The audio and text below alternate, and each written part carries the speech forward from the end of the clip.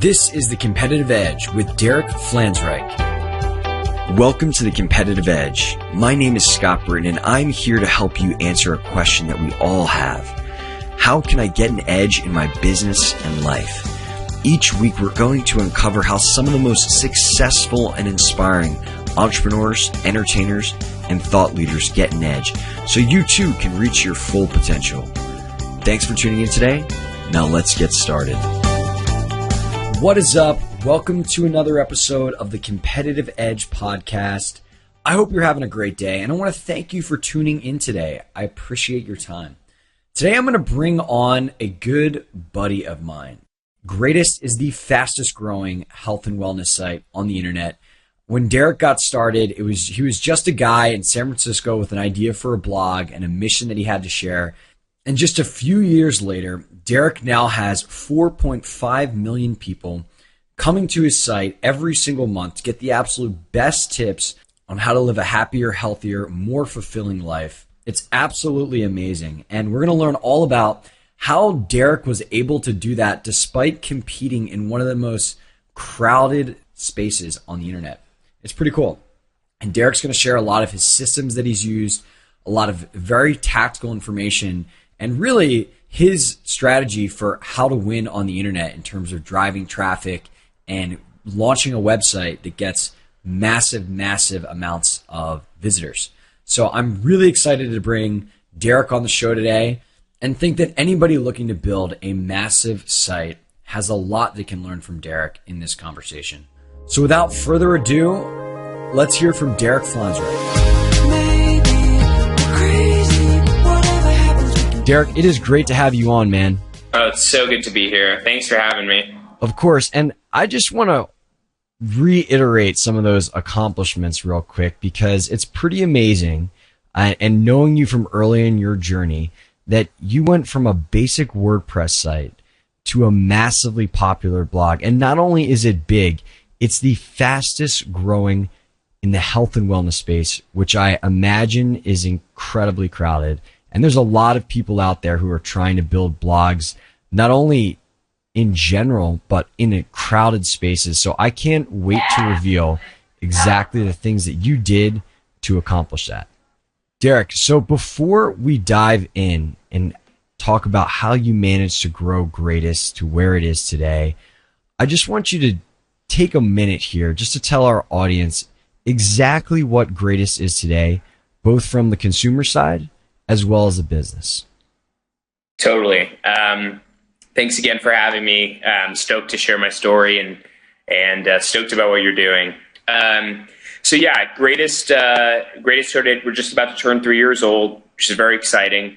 It started very much based out of my own personal frustrations. I was a big kid growing up and drank 6 Dr. Peppers a day and felt very much as I started to get into health and fitness that it was really tough.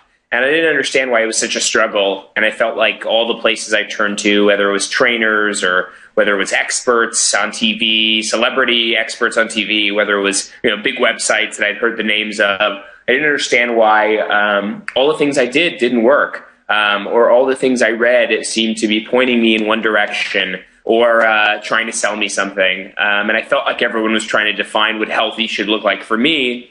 And I found that really tough and wanted to define what healthy looked like for myself. And so blew my mind that no one had sort of built a consumer brand business that spoke to me in a way that would resonate. And that spoke to sort of my generation and 18 to 35-year-olds in a way that like touched them and said, hey, I know you're going to go out and get drinks with your buddies. And I know that's totally cool. Like, here's how to pick a healthier beer. Here's how to, make up for it the next morning. Here's how to, not worry about it so much because like stress sucks too. And so, I became obsessed with this idea. Maybe somebody could build a brand that talked about healthy in the way that I wanted it to be talked about. Still one I could rely on and consistently turn to and imagine what that could build, right? Imagine the enormous impact that could have on just changing the way the world thinks about health. But, purely from a building something sense, like imagine how big that could get in a space that's so, you said it, it's a busy space. with so many people and thing that people take increasingly seriously. Just imagine the impact we could have helping people, sort of telling people that, hey, it's okay. You don't have to be the greatest all the time. You can just be a great and make these healthier choices some of the time. So that's why we spell it with an IST. But it's sort of our whole mission is to help the world think of this healthy in a different way. And that's my, ties deeply and profoundly into my life mission, which is to have that same change. So Derek, we've been at it for, I just wanted to stop you real quick for a second there and just say, I love your mission because it really resonates with me. It's really unrealistic to think the whole world is cut out for juice-only diets or to be vegetarians or never have a beer or whatever it is. And so this idea of appealing to a mass market of people that aren't perfect, that are going to make mistakes, and that tell you exactly what you can do just to make a better choice is awesome, man. So I just wanted to real quick give you a little pat on the back as your bud. But I'm excited. Thank you. I'm excited to hear about, what people will see when they go, what people will see when they go to Greatest right now, and as well as what the actual business of creating this destination is. Totally. I mean, thank you for that. I genuinely believe, right? I'm just so freaking passionate about like this being the way that people can make a lasting change in their lives.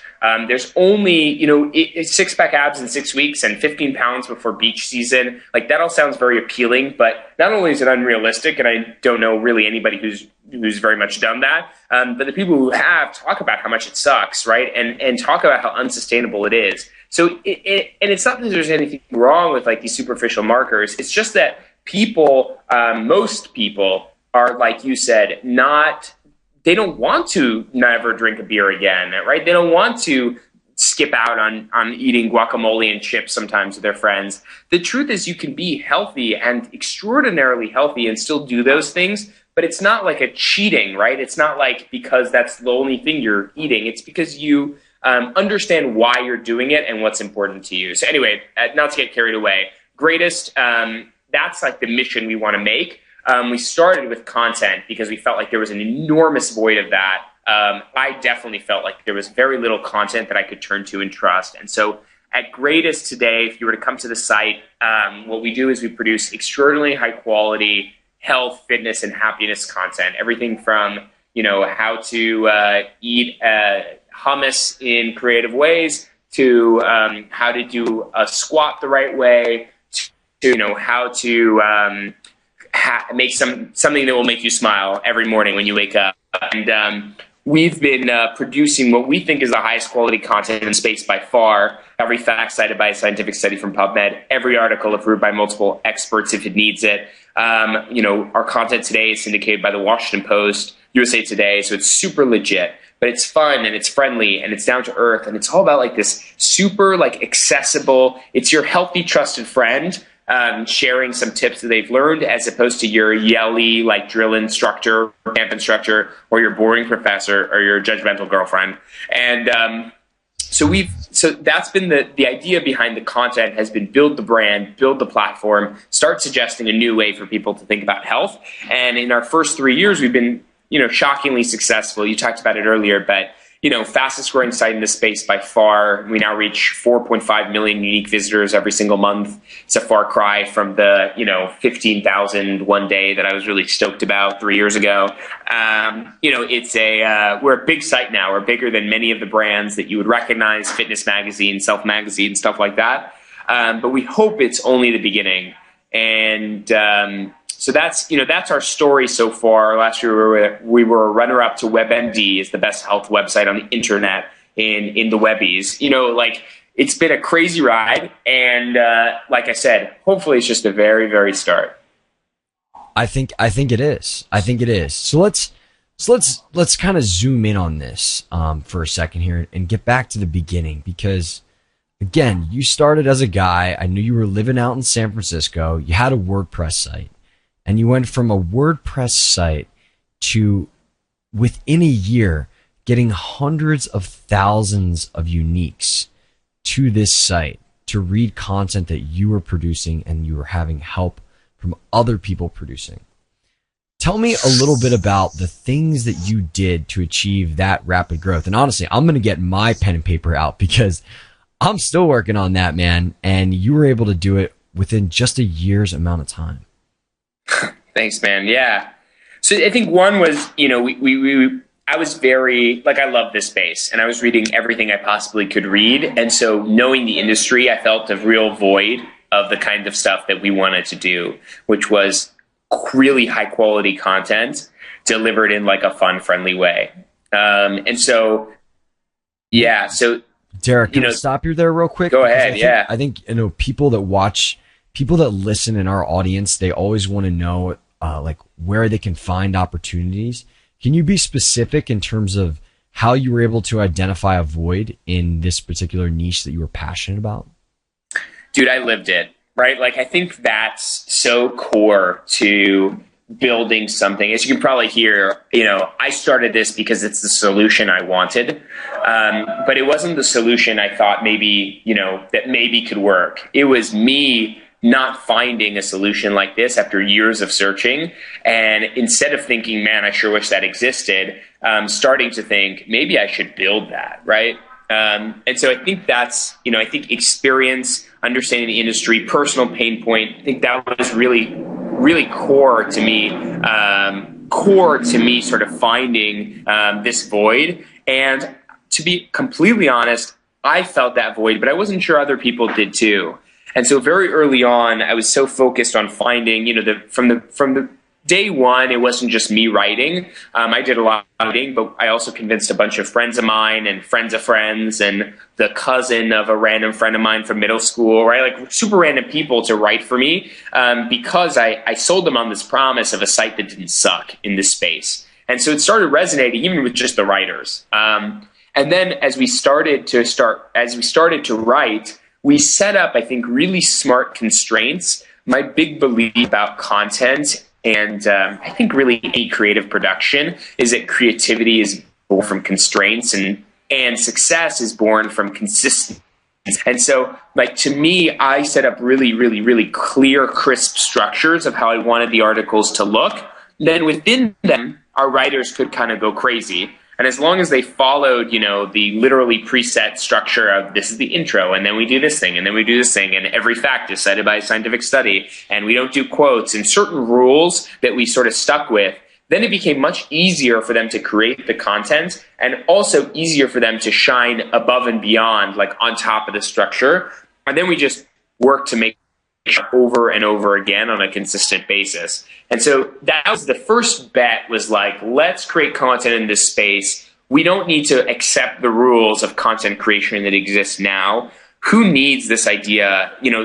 Most of content production is based on the more you write, the more traffic you get. The more you write, the more Google, the higher your Google ranking gets. And my belief, and this was a thesis going in that I could have been totally wrong about, but my belief was that people were increasingly turning to social networks for this fitness and health information and inspiration. That they were tired, just like me, of all these shitty sites. They were tired of all these people who were telling them what healthy should look like. They were tired of not being satisfied with what they were finding. So instead they were turning to their friends. I felt this personally again because all my friends started turning to me for help in health and wellness, even though I didn't know what I was talking about. I didn't even look that fit. I just was talking about it a lot. And so people started turning to me, and I sat and wondered why. Why are they turning to me? And the belief was because they don't know where else to turn. And so imagine if we could create great content for people like me to share with their friends. And so from the very beginning, our focus was quality over quantity, produce the best possible freaking article on a topic, and then put it in the hands of the people who will share it and spread it. So those things that you just outlined, did those define the constraints? Yeah, there were a lot of them, but I was pretty crazy at that. And I mean, me and this early team, we literally sat down and said, okay, when we write this type of article, here's the structure that it takes. Here's the rules around it. when we write this article, here's the structure that takes, here are the rules around that. So we're really, and again, for me in my mind, it was just simplifying this process, as opposed to making everyone tackle every new subject and sit there for hours trying to figure out what is the appropriate structure to tell this story. How do I involve experts in a new and profound way? How do I weave in quotes? I sort of try to do as many of the things that people do that take time so that they could devote to doing the appropriate research and then communicating in a way that would be actionable, friendly, short, and simple. Got it. So really just kind of taking the thought process out of the best way to position articles on certain topics by creating these structures. Yeah, removing the ambiguity and the time waste that happens, like the time sucks that happen when you're writing. And I knew this, again, from personal experience. I'd spent, Greatest is my first real true venture, but I'd started organizations in middle school, high school, and college, all of which are still around, all of which were working with creative folks who were producing content. And so from my experience, I knew there were some things that take up an inordinate amount of time that are not really core to the writing itself. And so I tried to remove those as much as possible. And then I tried to make it easier to be this higher quality, the higher quality focus that we wanted, by forcing that into the rules. So again, every fact cited by a scientific study, that might sound fancy, but the reason is you can't write anything that you can't cite. And so there was no choice, right? It had to be high quality because literally built into the rules of the writing was a test on this. That makes total sense. Now, Derek, I love that you put your articles in pretty little packages that were a certain length and were cited and all these things. That still doesn't kind of paint the full picture of how to get hundreds of thousands of people reading these every single month. Totally. What types of things did you do to make that content spread, especially before you were a brand name that is recognized on the internet like you are today? Yeah, so a lot of things. And a lot of things didn't work. But I think maybe the two key things, so really early on, I had been emailing. So I loved this space, and I knew and followed everyone in it. And one of my insights going into this was maybe I can turn all the people who have the same audience we want to reach, like people, literal influencers that are reaching people in this space, and that their audience is the ones we want to reach. Maybe we can turn them from sort of these influencers that live, online or out of touch into stakeholders in what I was doing. And so a big part of why we sort of burst out of the gates was because before we launched, so first of all, we spent 2 months working on the content because I wanted it to look like the site had been around for 5 years and that we had all this content stockaded as opposed to it's a brand new site. And also I knew that the newer stuff would be much better than the stuff we started with.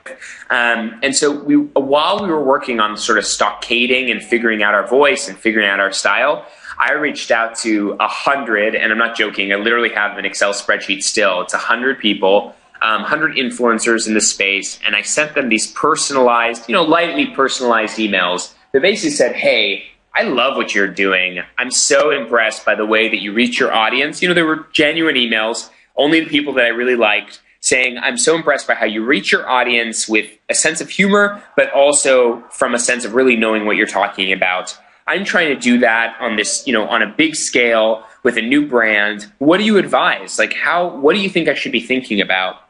And the surprising thing to me, I expected no responses, but is that out of the 100 people, by the time all was said and done, 70% of them had responded. Many more had gotten on the phone with me. Tons had emailed me back. A few ended up being advisors, some investors, and many of them today I call friends. That experience alone turned these influencers into stakeholders. And so that when we launched on April 19th of 2011, I emailed all of them and said, hey, we're finally live. And they all shared it because they didn't think it was competitive. They had actually had a hand in shaping what it looks like and how I was thinking about it.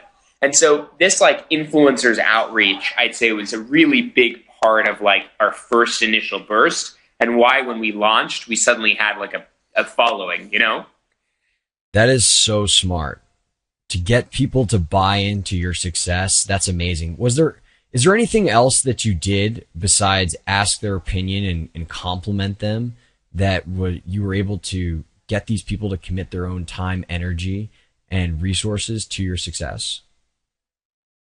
I mean, I think the key to it was that I was genuinely asking them for help, right? And I was doing it strategically. I'm not going to lie, right? Like I was hoping that they would all become stakeholders and not just influencers.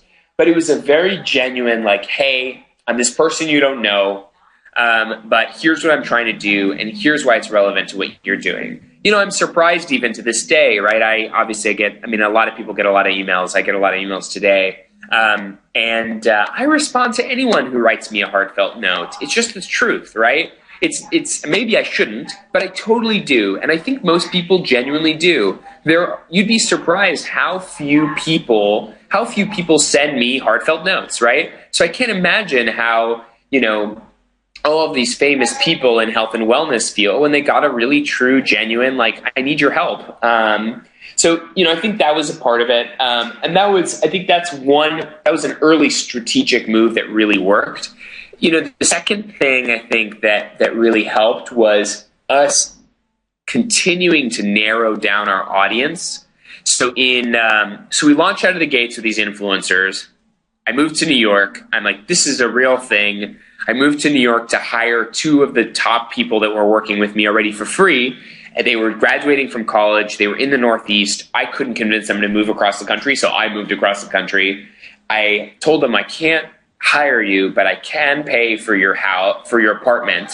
And so I moved into an apartment with these two people who neither of which had ever met.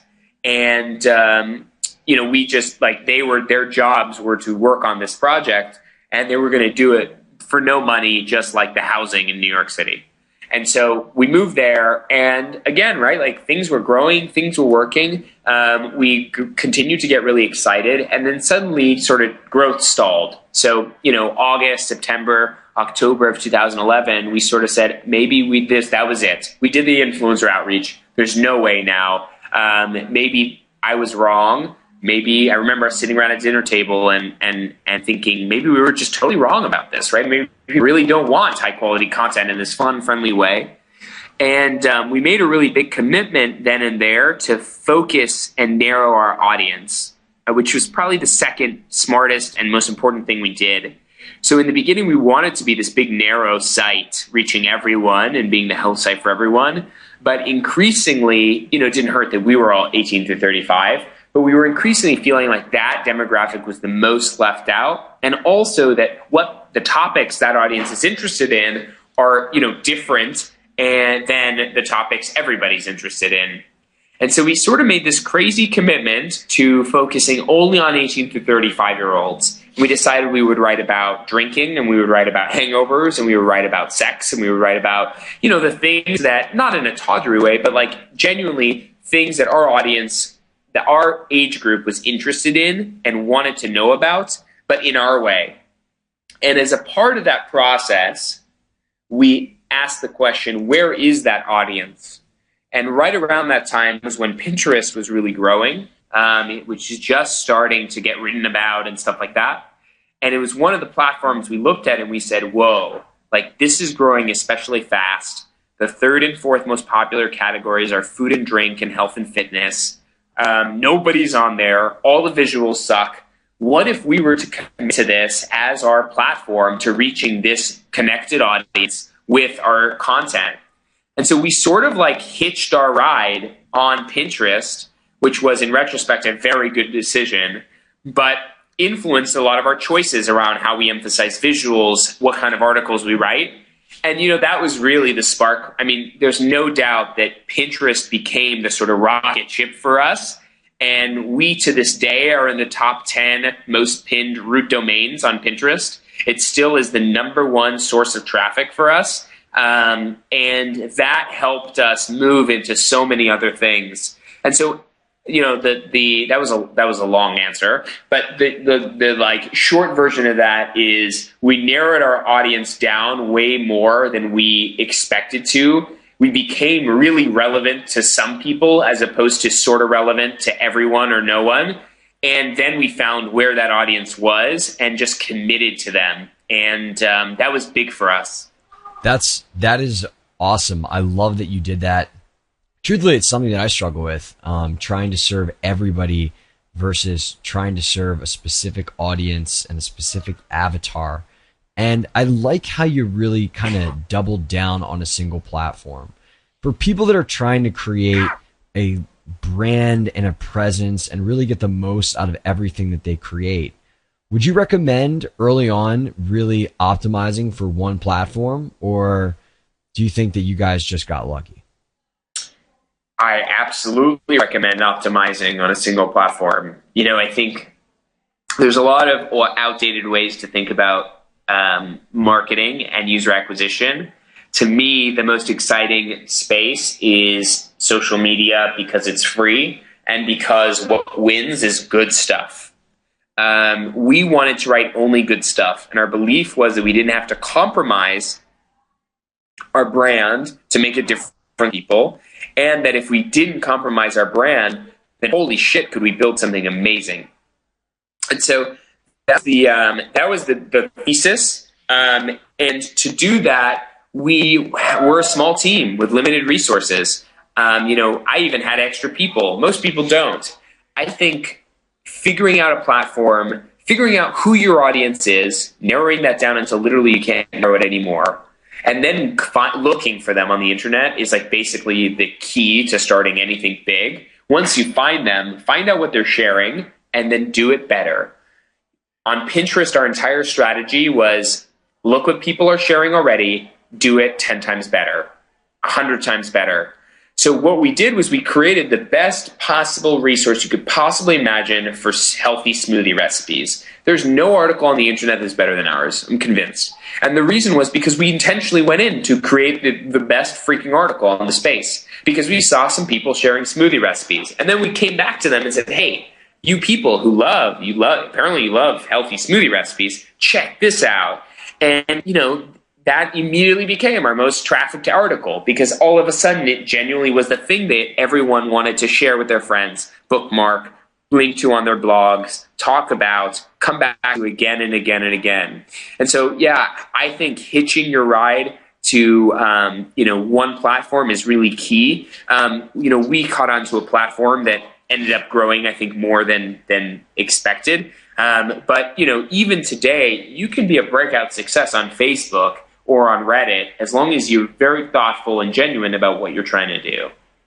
Yeah, totally. And I really appreciate you sharing those two edges that you used to basically have breakout success in your first year. Now, I want to fast forward a little bit, because it has been 3 years since you started the site, and those hundreds of thousands of uniques are now in the millions.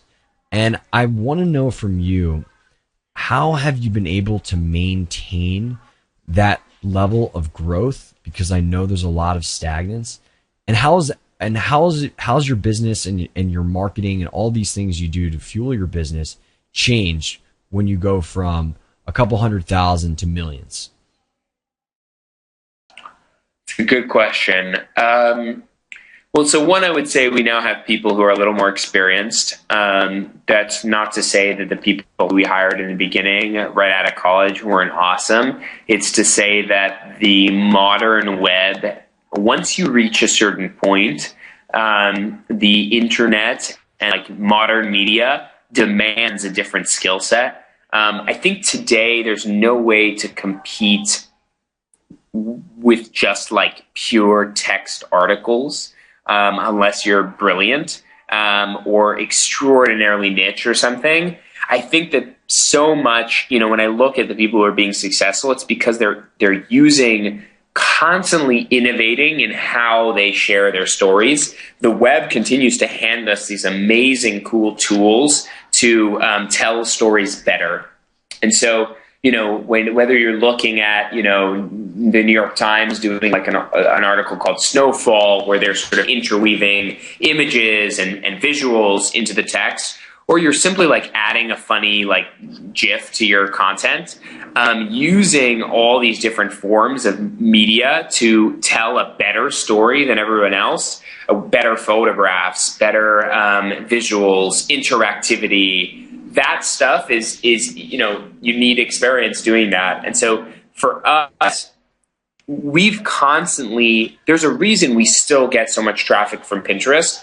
And it's not because it's the only thing we focus on anymore. In fact, it's something we got paranoid about and started focusing on everything else because we were so worried. At one point it was like 65% of our traffic. Now it's much, much smaller. But at the time we were like, okay, the key is that we can't give up on it. We can't just keep doing the same thing. We have to constantly be trying and innovating and trying new things. I think we were among the first people to start putting the name of the article on the image that we were sharing on Pinterest, which is now basically one of the key ways to like get support. We noticed that people that,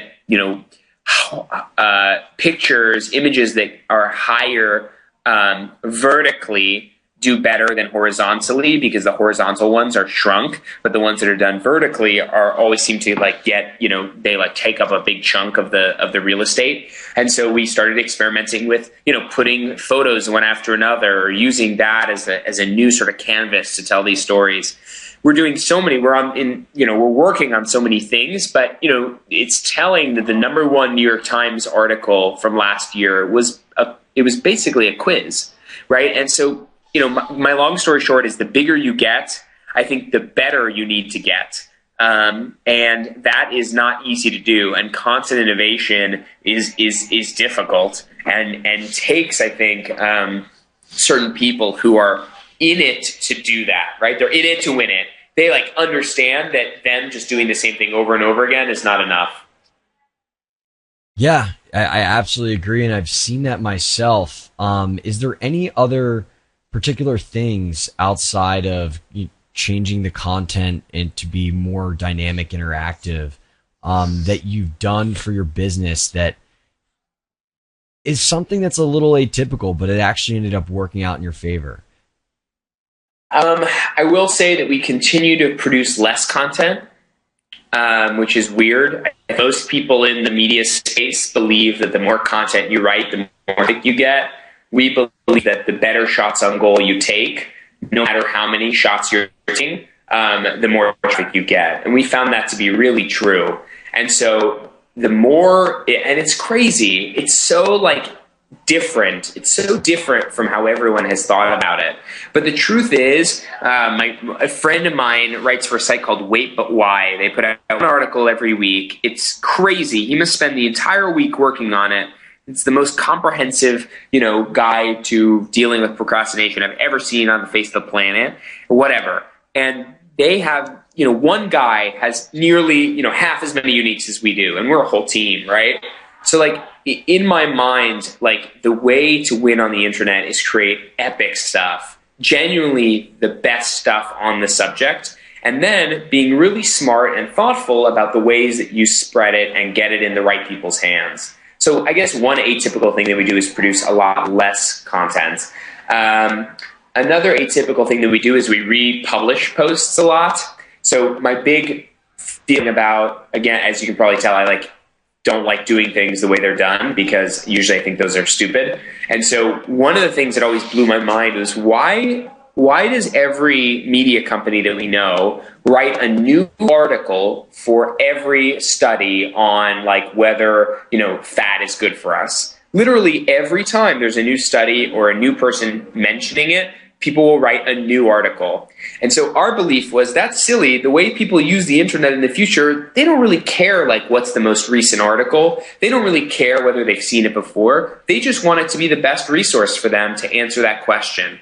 And so what we do actually is we regularly go back and republish our content, repost it after, whenever a new study comes out, we'll go do that. If it impacts the message, we'll repost it with new visuals and new ways to share it. We'll repost it with, added perspectives and new multimedia added in.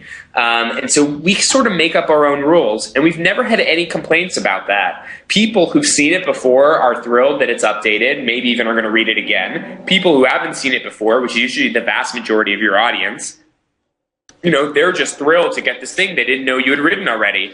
And so, I think not being afraid to use the format of media in whichever way you want is important. For example, like when you write articles, Scott, why not now go back, do a relevant, pick a blog post that's been extraordinarily successful, find someone who's super good at answer on a relevant topic, do a podcast with them, and then release them both at once.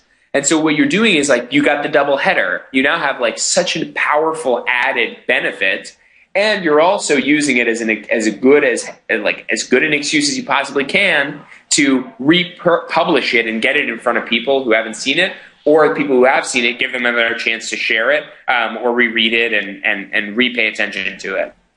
Derek, I'm not sure if you can hear right now, but I'm pounding the keys pretty hard with these ideas. So thank you for sharing them. And I think that's really good advice, is that it's not always what everybody else is doing that's going to be most effective. It's what you have tested, iterated on, and works for you. Now, I want to just kind of take this opportunity to transition away from the business and marketing and getting traffic for a bit, because ultimately, a lot of people are interested in learning a little bit more about you and about your journey outside of all the things you do in your business. And one of the most interesting things that I find is understanding the habits, practices, or rituals that successful people, high achievers have in their life that they use to get an edge. Is there anything that you do on a regular basis that's unrelated to all this business stuff that you use to get an edge?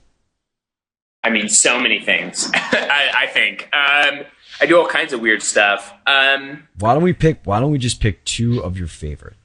Okay, so one, I'm obsessed with this thing called the Master Planner, and it's actually a idea that came from me from a former coworker of yours, Kenny. He sent me sort of the way he does an agenda, and I sort of manipulated it and basically turned it into a agenda plus to-do list plus copious notes on every single person I ever meet with and anything I possibly do, like this crazy Google Doc that literally has every one of my meetings, every one of my thoughts and reactions from those meetings, everything I did for the last nearly 3 years in there, written out. And every day I plan for the day ahead. The night before, I'll sit down, I'll write down everything that I'm doing the day ahead. I'll affirm what I need to, figure out I'm getting everywhere, move into it, all the to-do lists, the actions I want to get done, set my priorities for the day. And then at the end of the day, once that's done, I'll go back and I'll literally write down everything that happened. Everything that, all the things that happened and everything I was thinking down there. So there's a bunch of ways why this is powerful. One is that it organizes my thoughts and it organizes my day, which I think people don't do enough. I profoundly believe in removing as much as possible from my head at all times, so that when I'm in moments like this, or I'm in a meeting with someone, or I'm working on something, I can be completely focused and completely free to focus on that fully, as opposed to be worrying about, oh my God, I have to be at that thing next, or oh my God, what just happened in that meeting, or I'm not sure I'm ready for that yet. I don't know what I'm doing tonight. Like all these silly things in my mind, the more I remove, the more, again, ambiguity, the more uncertainty that I remove from my life, the more certain I can be about the things that actually matter. And so the Master Planner is huge. I'm obsessed with it. I wrote an article. I wrote about it for the Life Hacker. I just think it's so, I wish, looking back, I think to convince all our new employees to adopt it, and a few have, but I wish I would have forced everyone to adopt it. I know people work differently. This works for me. But I think most people pretend like they're really good at remembering things, pretend like they're really good at planning their day, pretend like they're really good at prioritizing a list of tasks and to-dos, and most people suck at it. And so, to me, I think it's very much about making sure that that's all in that I can turn to and trust, and freeing me up to the other stuff. So yeah, master planner, and big win. I'll make sure to link that up in the show notes, just so that everybody who's interested in seeing exactly what you're talking about can see that post that you wrote about it. Now you mentioned one more thing. Give us one more thing you do that you think gives you an edge. Okay, one more thing I do. The CEO of a health and fitness site has to have something good. Something good. I have a lot of stuff. I mean, I love to talk about meditation, but I feel like that's what everyone is talking about. I think if people aren't building smartly a little bit of like focused breathing into their lives, that they're just literally not paying attention to like what is scientifically proven to make your life better and make you smarter and make you more effective. And so like, I think meditation is important, but to me it's working out. I mean, I think working out is I just, if I remember when I was this fat kid, like growing up, I remember feeling this real epiphany the first few times I worked out, where I just felt like, I just feel great. And all the things I want to do now, I'm better at. Here I was like running this small organization in middle school, and I felt like whenever I talked to someone, I was more clear and crisp, and my brain was not foggy. I felt like if I tried to tackle some creative task, I was so much more creative. If I was trying to do emails, I was so much more efficient. And it shocked me that people weren't talking about like fitness as such an important part of impacting your life, ignoring the fact that maybe it helps you get sexier, or maybe it helps you burn calories. The truth about fitness, for the most part, is that you're never going to burn enough calories for it to really make a difference, and it makes you super hungry. So working out to lose weight, I think, is among I think it's like basically more or less a myth. And I think that it's something that distracts people from the truth, which is that sweating some improves your life in so many other drastic ways. So anyway, I used to work out in the afternoons to sort of give me that second wind. Relatively recently, probably 5-6 months ago, I switched to doing morning workouts, waking up a little earlier, trying to go to sleep a little earlier, and then waking up in the morning.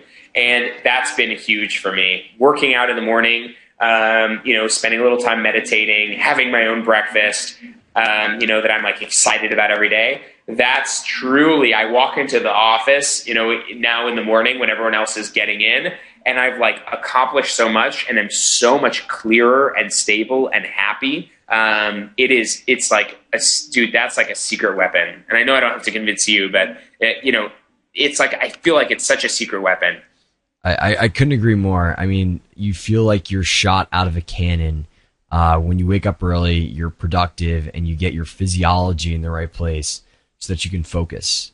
I couldn't agree more, man, and I'm grateful that my football coaches in college were getting my butt up at 6 a.m. to hit the gym and fortunately develop a habit.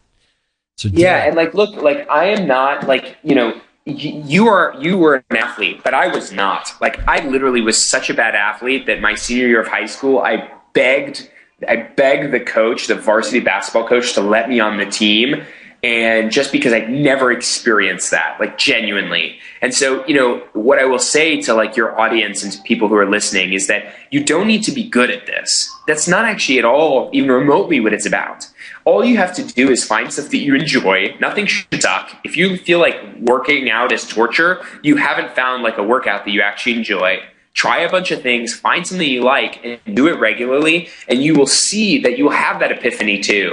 And anyone, right? Literally, I have the funniest friends who are super gawky and in no way, shape, or form should be moving around. They find a dance class that they love in an obscure gym that no one's ever been to, and they go back every week, and it's the highlight of their week. I'm getting carried away because it's something I'm so passionate about, but it's so important, right? It's so key, and I think makes life so much better. I hurt my back recently, and so I've been grounded for a month. And I literally feel like that, I feel like I'm stuck in the canon that you were talking about, right? Every morning I feel that way. And I can't wait to have that again. Yeah. So Derek, I think I might know the answer to this, but I'm going to ask it anyway because I always finish the shows with this one question.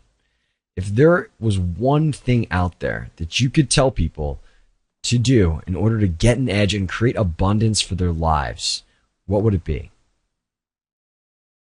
Oh man.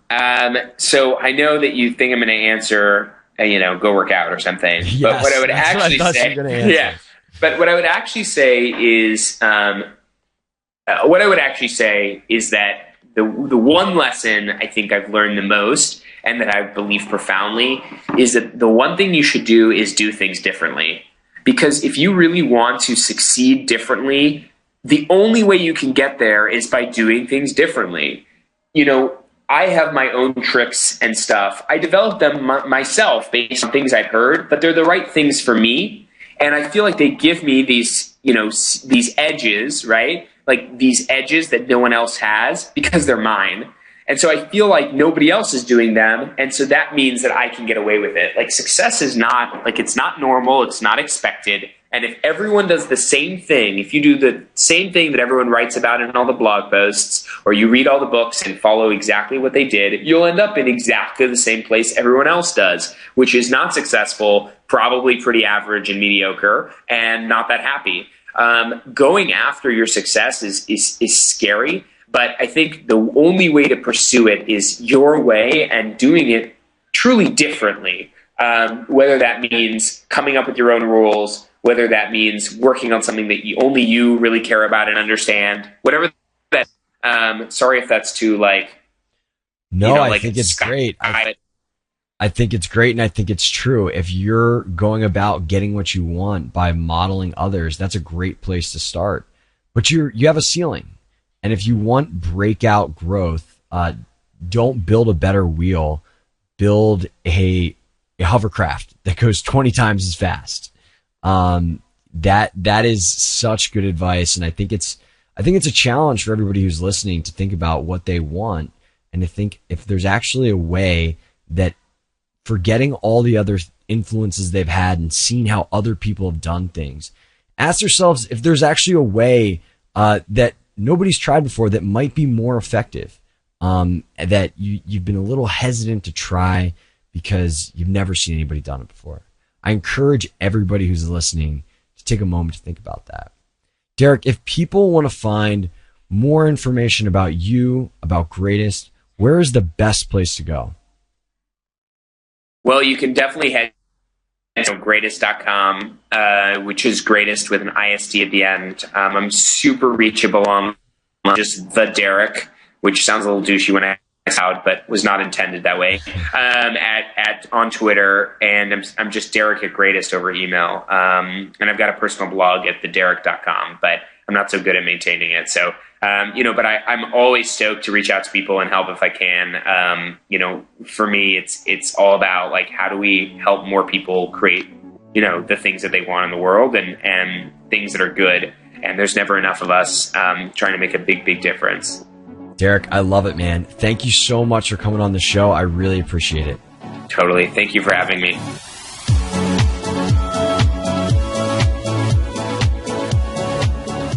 Before we finish up with today's Mindshare, I just want to say thanks for listening to another episode of The Competitive Edge.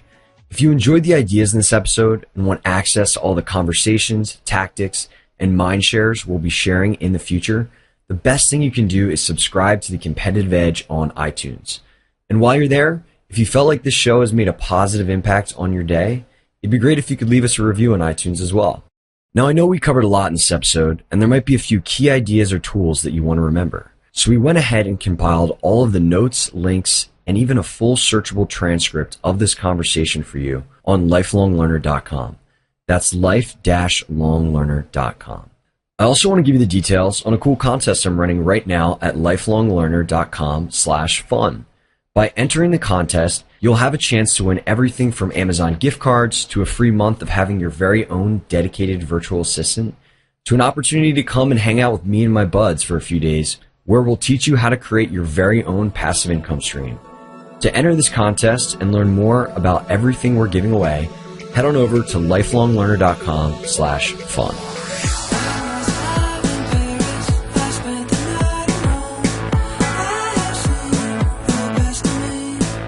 Hey everyone, Scott coming to you with another mind share. So I had an interesting thing happen to me the other day. Two of my roommates are coaches. They coach charisma, they coach people on how to get better with girls. Most of their clients are men who just want to be more confident, charismatic dudes that bring the type of people they want into their life.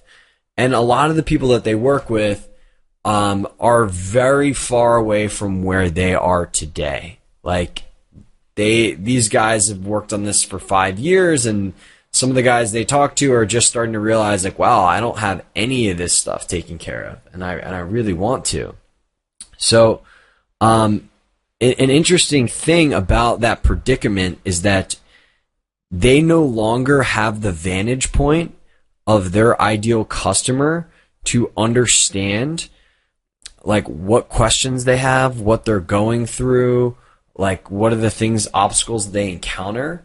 And I've talked to them multiple times about, how I potentially had an interest in teaching guys this, because I've truthfully learned a ton from them. And I'm like, wow, I wish all my friends in New York knew a lot of this interesting stuff around human behavior and social skills. And I didn't necessarily think, though, that I was the right person to write a book about that, because I wasn't at the very top of my field.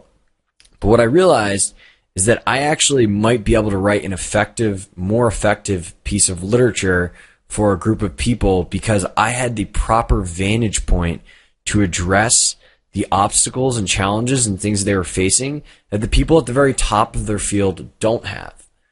And that to me is just really interesting, because there's a lot of people out there that want to create things and they don't think that they have enough experience or enough credibility to start creating, when in reality, the people that have all those things might be less helpful to the audience that is coming to them.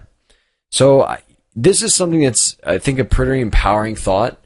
It's something that makes me realize that, like, no matter where you are in your journey, there's people that you can serve, and there's things that you can create, and there's ways that you can create a business out of that. If you just know a little bit more than the person that you're trying to target. And, you actually might be in a vantage point right now where you can actually help the largest percentage of a particular audience.